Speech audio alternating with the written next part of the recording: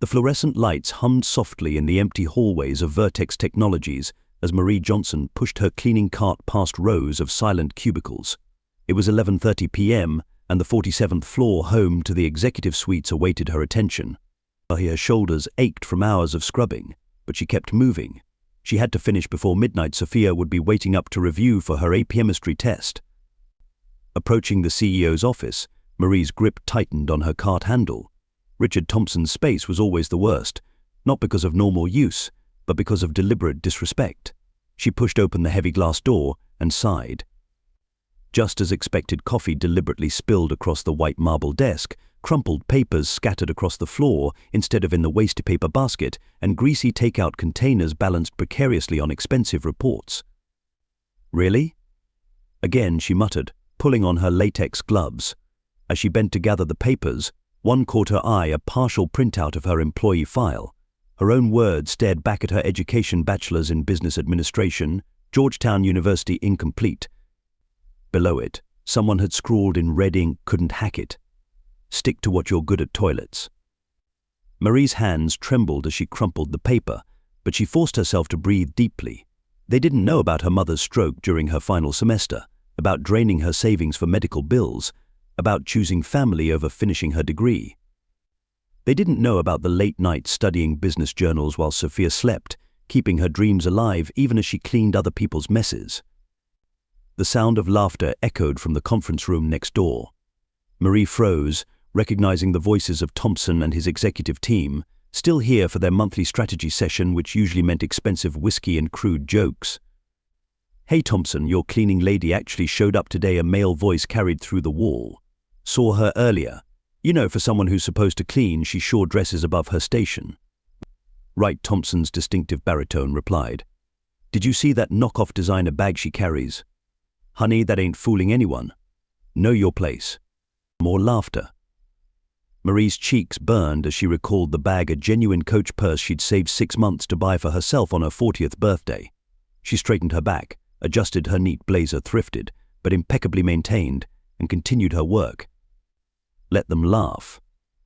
They didn't know she spent her lunch breaks in the building's lobby, studying the stock tickers and financial news on the big screens while eating her sandwich.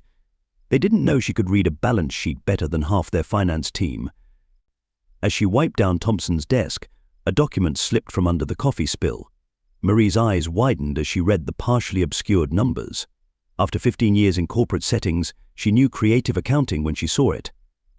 She carefully folded the paper and slipped it into her pocket, next to the small notebook where she'd been documenting everything for the past 6 months. They thought she was invisible. That's exactly why she saw everything. Marie's tiny apartment kitchen filled with the aroma of brewing coffee as she reviewed her mother's medical bills spread across the table. Even after 5 years, the stack seemed endless. Her fingers traced the embossed Georgetown University acceptance letter she kept as a bookmark, a reminder of both dreams deferred and promises kept. "Mom, I found another scholarship to apply for." Sophia burst into the kitchen, laptop in hand, her braids still messy from sleep. "This one's specifically for children of essential workers. And before you say anything, yes, you're essential. Without you, that whole building would fall apart." Marie smiled, watching her daughter's enthusiasm. At 17, Sophia was everything Marie had dreamed of becoming at that age: confident, brilliant, and unafraid to take up space in a world that often tried to minimize them. The same determination that had once driven Marie toward her MBA now fueled her daughter's pre-med ambitions. Essential. Marie sipped her coffee. Tell that to Richard Thompson. The CEO's latest leadership initiative had involved cutting the cleaning staff's hours while increasing their workload. Just yesterday, he'd walked past Marie in the lobby, deliberately dropping his empty coffee cup, despite standing next to a trash can. "Oops," he'd smirked. "Guess you'll have to earn your keep." Thompson had inherited Vertex Technologies from his father 3 years ago, and since then, the company culture had toxic. Profits were up, but employee turnover had skyrocketed. The only reason Marie stayed was the health insurance that, and something else she couldn't quite explain. A feeling that she was meant to witness what was happening. Her phone buzzed with a text from Jenny in HR. "Hey, can you meet me in the supply closet on 47 during your lunch break? Bring your notebook." Jenny Martinez had been the first person at Vertex to see Marie as more than just the cleaning lady. She'd caught Marie reading a discarded Harvard Business Review in the break room one day, and instead of scoffing, she'd engaged her in a discussion about corporate governance. Since then, they'd formed an unlikely alliance. Mum Sophia's voice pulled her back to the present. "You're doing that thing again, where you go quiet and get that look." "What look?" "Look. The one that says you're planning something. Like when you organized that tenant strike against our old landlord." Sophia closed her laptop. "I know things are hard at work. You don't have to stay there. Mrs. Chen said she'd hire you at her accounting firm. You'd make less, but nothing." Baby Marie reached across the table, squeezing her daughter's hand. "Sometimes you have to stay in a place that doesn't value you because you see something that needs to change. Remember what Grandma always said. If you can't find a seat at the table, bring your own chair," they recited together. Marie's mother had been the first black woman to graduate from her nursing program, facing discrimination with quiet dignity and fierce determination. When the stroke hit during Marie's final semester, there had been no question about dropping out to care for her. But even bedridden, her mother had made Marie promise to keep learning, keep growing. Later that day, Marie met Jenny in the supply closet. The HR manager looked nervous as she handed over a USB drive. "The board's starting to ask questions about some of Thompson's decisions," Jenny whispered, "especially the overseas accounts. But he's got them convinced it's all above board. No one's willing to dig deeper because they're all getting rich." "Almost no one," Marie corrected, pulling out her notebook filled with dates, conversations, and observations. "Tell me more about these accounts." Jenny's eyes widened as she read through Marie's meticulous notes. "How did you get all this?" "People say a lot of things when they think the help isn't listening. They leave a lot of papers out when they assume the cleaning lady can't read a financial statement." Marie's voice was steady. "Thompson and his boys work late, drink expensive whiskey, and talk too much. Meanwhile, I have keys to every office and several decades of corporate memory in my head." "You're incredible," Jenny shook her head. "But why risk it? Thompson would fire you in a heartbeat if he knew." Marie thought of Sophia's determined face over the scholarship applications, of her mother's voice urging her to keep learning, of all the other invisible workers who deserved better. "Some risks are worth taking," she said simply. "Some tables need flipping." The pattern emerged gradually over weeks of late-night cleaning. Marie noticed it first in the discarded printouts, wire transfers to shell companies, inflated consultant fees, and suspicious charitable donations that never seemed to reach their intended recipients. Each document she found was carefully photographed with her phone before being properly disposed of, each transaction logged in her growing database. "Look at this," she whispered to Jenny one day, showing her a spreadsheet she'd compiled during her lunch breaks. "These consulting fees to Apex Solutions. The address traces back to Thompson's brother-in-law's beach house in the Caymans." Jenny's face paled. "This is bigger than we thought." "But Marie, if they catch you..." "They won't." Marie's voice was firm. "They don't even see me. Yesterday, Thompson and his VPs had a whole conversation about insider trading while I was literally in the room changing trash bags. I'm invisible to them, and that's their weakness." But maintaining that invisibility became increasingly challenging. Middle managers, sensing something was amiss, began watching her more closely. Stephen Parker, the head of operations, cornered her one evening as she cleaned his office. "You've been spending a lot of time around the executive floor," he said, blocking her path to the door. "Longer than necessary, I'd say." Marie kept her face neutral, though her heart raced. "Just doing my job thoroughly, sir.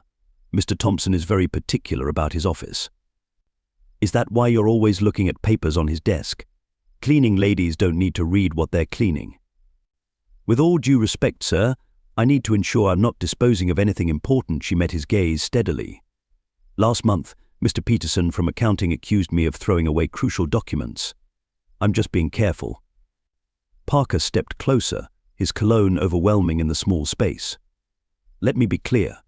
Your job is to clean, period. Any other activities could be considered corporate espionage." "Interesting choice of words," Sir Marie replied, her voice level. "I'll be sure to note them in my workplace harassment documentation." Parker's face reddened. "Are you threatening me?" "No, sir, just being thorough. Now, if you'll excuse me, I have 3 more floors to clean before midnight. That night, Marie added Parker's confrontation to her growing file of hostile workplace incidents. But she also added something else: the name of a board member she'd overheard him complaining about on the phone, Catherine Chen, apparently the only director asking uncomfortable questions about the company's accounting practices. It took Marie 2 weeks to figure out how to contact Chen without raising suspicions. The opportunity came during the annual shareholder meeting, when the cleaning staff was required to work double shifts. As Chen left the ladies' room, Marie made her move. "Ms. Chen, I apologize for the interruption, but I found this in the conference room." She held out a leather portfolio. "I believe it's yours." Chen looked surprised. "Actually, it's not." "Please," Marie whispered, "check inside. It's important." Understanding flickered across Chen's face. She opened the portfolio, finding Marie's meticulously organized evidence: financial records, photographs, timestamps, witness statements from other employees who'd faced discrimination, and a comprehensive analysis of Thompson's suspicious transactions. "How did you?" Chen started. "I have a business degree," Marie replied quietly, "and I have access to every room in this building. More importantly, I have nothing left to lose and everything to prove." Over the next month, Chen became Marie's silent partner, directing her to specific documents and meetings to monitor. Other board members were quietly brought into the loop: James Richardson, whose concerns about workplace discrimination had been repeatedly dismissed; Michael Wong, who'd questioned the sudden shift in vendor relationships; Sarah Patel, whose ethical concerns had been met with thinly veiled threats. But Thompson's facade was beginning to crack. The pressure of maintaining his schemes while running the company was showing. He became more erratic, his treatment of staff more openly hostile. During one particularly vicious tirade, he threw his coffee mug at a junior analyst, missing her head by inches. Marie photographed the broken mug, helped the shaking analyst document the incident, and added it to her files. That night, as she cleaned Thompson's office, she noticed his computer was still logged in a cardinal sin in cybersecurity. The temptation to look was overwhelming, but Marie knew better. Instead, she photographed the screen showing the timestamp and login status. If Thompson was getting sloppy with basic security protocols, what else might he be neglecting? She didn't have to wait long to find out. The next week, while cleaning the executive conference room after another late-night strategy session, Marie found a crumpled document that made her blood run cold: plans to outsource most of the support staff, including cleaning services, to a company owned by Thompson's college roommate. The contract terms were exorbitant, clearly designed to funnel money out of Vertex while leaving hundreds of workers unemployed. Marie sent a text to Jenny: "It's time. Call the board." The emergency board meeting was scheduled for 7 a.m., early enough that most employees wouldn't be in yet. Marie arrived at 6:30, wearing her daughter's graduation suit, a perfect fit, as if destiny had planned it. Jenny met her in the lobby, hands shaking as she handed over a visitor's badge. "They're all here," Jenny whispered. "Thompson doesn't know why yet. He thinks it's about the quarterly projections." The boardroom fell silent as Marie entered. Thompson, at the head of the table, nearly choked on his coffee. "What is the meaning of this?" he demanded, standing. "Why is the cleaning staff?" "Please sit down, Mr. Thompson." Catherine Chen's voice cut through the tension. "Ms. Johnson is here at my request. She has some information the board needs to review."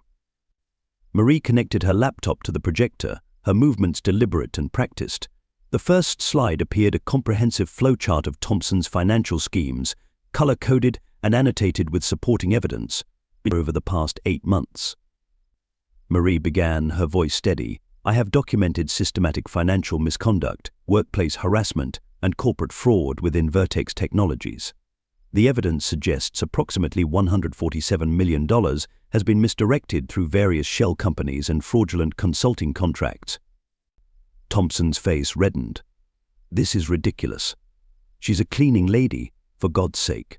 "Actually," Marie continued, advancing to the next slide, "I completed 3 years at Georgetown Business School, specializing in corporate finance and ethical leadership. But more relevantly, I've spent 15 years observing corporate environments from a unique vantage point. People tend to forget the cleaning staff exists. They leave documents out. They have sensitive conversations. They don't secure their computers. She methodically presented her evidence: photographs, recordings, witness statements, financial analyses. The board members leaned forward, their expressions shifting from skepticism to shock to anger. "This is absurd," Thompson interrupted again, sweating now. "You can't possibly understand these financial instruments. You're just a what?" Mr. Thompson. Marie's voice was steel. "A cleaning lady? The same cleaning lady who documented your conversation last month about insider trading before the Meditech merger? The same one who photographed you shredding federal compliance documents? The same one who helped your assistant report your physical intimidation, which you buried through HR?" She turned to the board. "Everything is detailed in the files I provided, including witness statements from employees across all levels, documentation of hostile work environment claims, and analysis of suspicious financial transactions.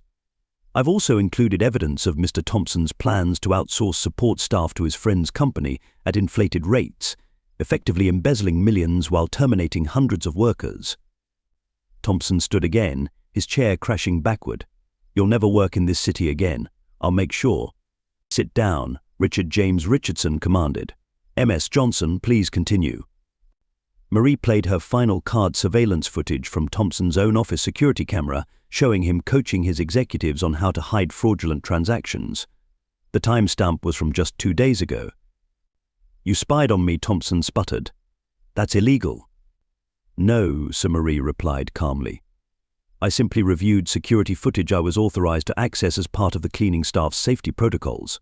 The same protocols you implemented to monitor us, ironically." The board's deliberation took less than 30 minutes. When they returned, Catherine Chen spoke first.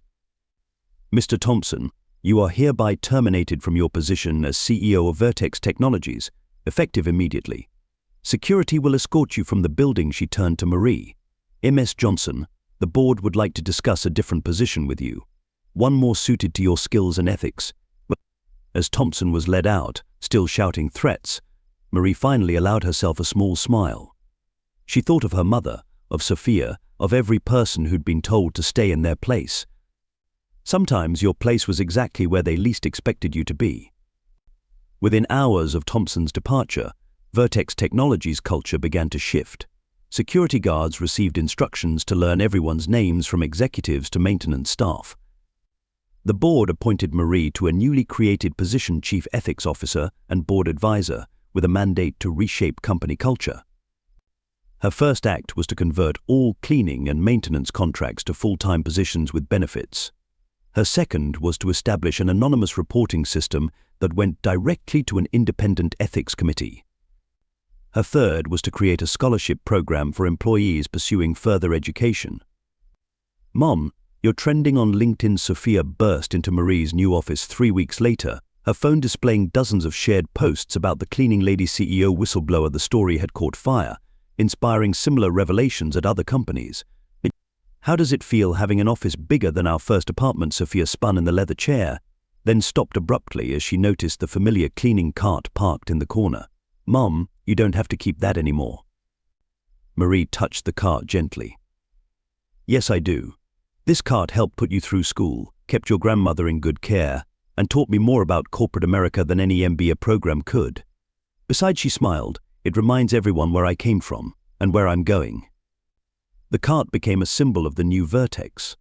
Marie insisted on keeping her midnight rounds once a month, cleaning alongside the staff she'd helped elevate. Board members began joining these ground-level audits, experiencing firsthand the perspective that had exposed their company's corruption. The transformation rippled outward. Other corporations, facing pressure from their own workers, began examining their treatment of service staff. Marie received speaking invitations from business schools, her story becoming a case study in ethical leadership and organizational blind spots. 6 months after Thompson's dismissal, Marie sat in her office reviewing quarterly reports. Employee satisfaction was up 60%. Productivity had increased 45%. The company's ethical business practices had attracted new investors and clients, driving stock prices to record highs. A knock at her door interrupted her review. Jenny entered, waving an envelope. It came, she announced, grinning. Sophia's letter from Johns Hopkins Medical School. Marie's hands trembled as she opened it. Full scholarship. Her daughter would become a doctor, her dreams uncompromised by financial barriers. That evening, as Marie packed up her office, she noticed a young custodian studying the stock ticker display in the lobby while eating her sandwich. Their eyes met, and Marie saw in them the same hunger for knowledge she'd once felt. "The quarterly earnings report is coming out tomorrow," Marie said, sitting beside her. "Want me to explain how to read it?" The woman's eyes widened with recognition, then hope. "Yes, ma'am. I'd like that very much." Marie smiled, remembering her own late-night studies. First lesson, don't call me ma'am. I'm Marie. And second, always remember that every position, every job, every role has value. Sometimes the most important view of a company comes from the ground up. As they reviewed financial terms, Marie glanced at her reflection in the lobby's marble walls. She saw herself no longer invisible, no longer silent, but transformed into exactly who she'd always been meant to be. Not despite her years of cleaning, but because of them. Her phone buzzed with a text from Sophia Mum. "Fox Business wants to interview you about corporate transparency initiatives." Marie chuckled, turning back to her impromptu student, ready to learn about profit margins. The young woman straightened her cleaning uniform and pulled out a notebook. "Ready, Ms. Johnson." "Call me Marie," she corrected again. "After all, we're just two professionals having a business meeting." 1 year after Richard Thompson's dismissal, Vertex Technologies had become a case study in corporate transformation. Under Marie's leadership as Chief Ethics Officer, the company's revenue had increased by 75%, while employee turnover dropped to an all-time low of 5%. Marie stood at the podium during the annual shareholders' meeting, her cleaning cart prominently displayed beside her, now a symbol of the company's commitment to dignity in all work. The cart's handle was polished, but the wheels still squeaked slightly, a reminder of countless midnight rounds. "Last year, I stood in this room as someone you thought you knew," she addressed the packed auditorium. A cleaning lady, invisible beneath notice. "Today I stand here not as a different person, but as the same woman who always understood the value of both honest work and ethical leadership. The only thing that's changed is your perception." She gestured to the row of service staff seated in the front row, a new company policy she'd instituted. "Every person in this building contributes to our success. The moment we forget that is the moment we lose our way as a company and as human beings." The applause was thunderous, but Marie wasn't finished. She had one more surprise: the announcement of Vertex's new corporate training program, where executives would spend 1 week each year working alongside service staff. The program's name? Walk a Mile in Their Shoes. If you've been moved by this story, hit that like button and subscribe to hear more tales of transformation and justice in the workplace. Share your own experiences in the comments below. When have you been underestimated, and how did you prove them wrong? Don't forget to ring that notification bell to stay updated on more inspiring stories of people who refuse to be defined by others' limitations. Remember, success isn't about where you clean, it's about how clean your conscience is while you climb.